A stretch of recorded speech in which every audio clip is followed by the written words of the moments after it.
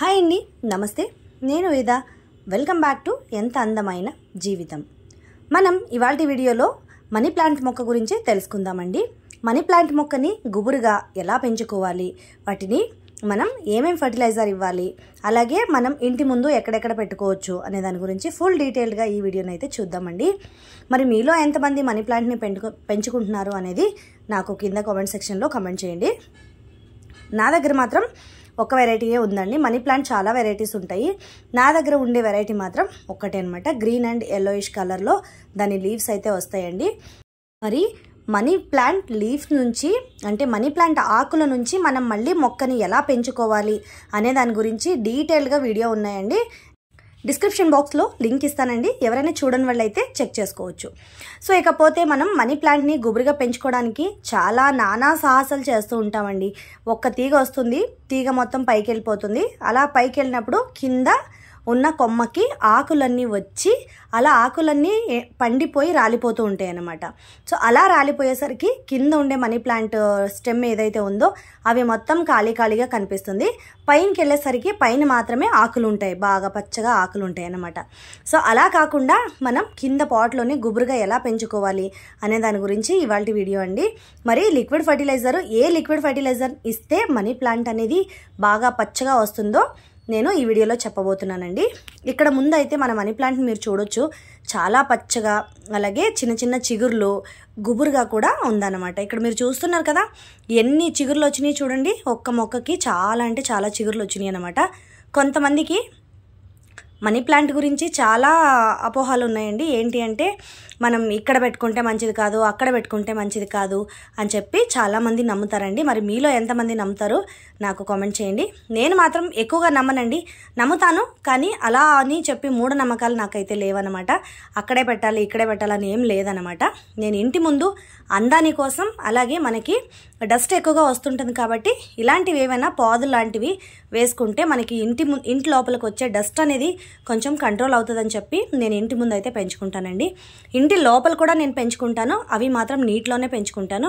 వాటిని కూడా నేను వాస్తు అయితే చూసి పెట్టలేదండి. నాకు ఎక్కడ ప్లేస్ ఖాళీగా ఉంటే అక్కడ పెడతానన్నమాట. అది కూడా అందాని కోసం. అలాగే మనం ఇక్కడ చూస్తున్నారు కదా మీరు, ఇక్కడ ఒక్క మొక్క ఇక్కడ మొత్తం పాట్ నిండా వచ్చేసింది అనమాట.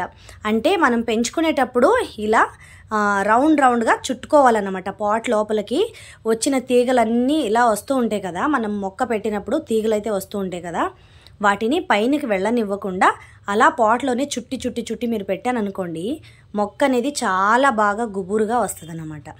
చూడటానికి చాలా అందంగా ఉంటుంది. సో మరి లిక్విడ్ ఫర్టిలైజర్ని నేను ఇక్కడ కాఫీ పౌడర్తో రెడీ చేస్తున్నానండి. ఇక్కడ కాఫీ పౌడర్ని తీసుకున్నాను. నాకైతే బ్రూ ఉన్నాయి కాబట్టి బ్రూ కాఫీ పౌడర్ని తీసుకున్నాను. మీరు ఒకవేళ ఏదైనా కాఫీ పౌడర్ యూజ్ చేస్తున్నా సరే, నేనైతే ఇన్స్టెంట్ కాఫీ పౌడర్ అనమాట. మీరు ఇన్స్టెంట్ తీసుకుంటే చాలా మంచిది. ఇన్స్టెంట్ లేకపోతే ఏదైనా కాఫీ పౌడర్ని వాడుకోవచ్చు అనమాట. సో ఈ కాఫీ పౌడర్ లిక్విడ్ ఫర్టిలైజర్ అనేది మనీ ప్లాంట్ మొక్కల్ని బాగా పెంచుతుంది, బాగా పెరగడానికి హెల్ప్ అవుతుంది. అలాగే మరి మొక్కని బాగా పచ్చగా ఉండేటట్టు చూసుకుంటుంది. అలాగే ఆకులు కానివ్వండి, స్టెమ్ కొమ్మలు కానివ్వండి, బాగా హెల్దీగా ఉండేటట్టు చూసుకుంటుంది అనమాట.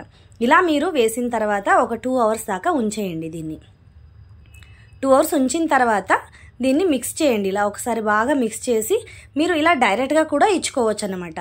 నేను 1 లీటర్ నీళ్ళకి 2 రూపీస్ సాచెట్ 2 అయితే వేసుకున్నానండి. మీకు మనీ ప్లాంట్లు నాకైతే 2 పాట్లు ఉన్నాయి. ఇక్కడ 2 పాట్లకి కలిపి 1 లీటర్ దాకా నీళ్ళు తీసుకున్నాను నేను. అంతకన్నా మనం ఎక్కువ పోసుకున్నాం అనుకోండి, మట్టిలో నుంచి నీళ్ళు అనేది జారి కిందకి వెళ్ళిపోతాయి. సో అలా వెళ్తే లాభం ఏంటి, మొక్కలకి మనం అందజేయాలంటే కొద్దిగా ఇవ్వాలన్నమాట. సో ఇక్కడైతే కలిపిన లిక్విడ్ ఫర్టిలైజర్ని, కాఫీ పౌడర్ కలిపిన లిక్విడ్ ఫర్టిలైజర్స్ని అయితే ఇచ్చేస్తున్నానండి. ఇక్కడ బ్రూ కాఫీ పౌడర్ని అయితే వాడుకుంటున్నాను. మీకు ఇష్టమైన కాఫీ పౌడర్ని మీరు వాడుకోవచ్చు అన్నమాట. కాఫీ పౌడర్ మొక్కకి చాలా మంచిదండి.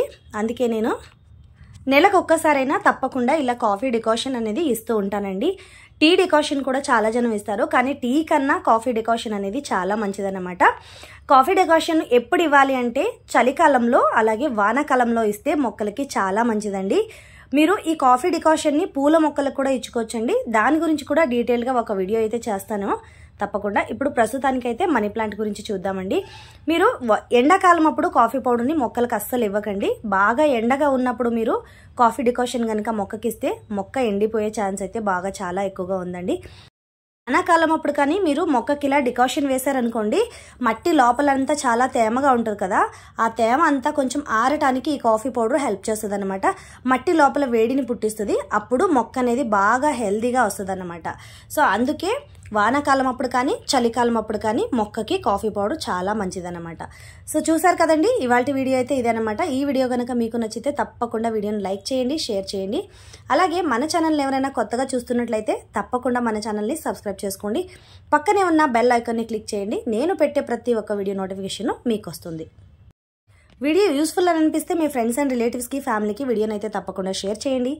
కీప్ వాచింగ్ ఎంత అందమైన జీవితం.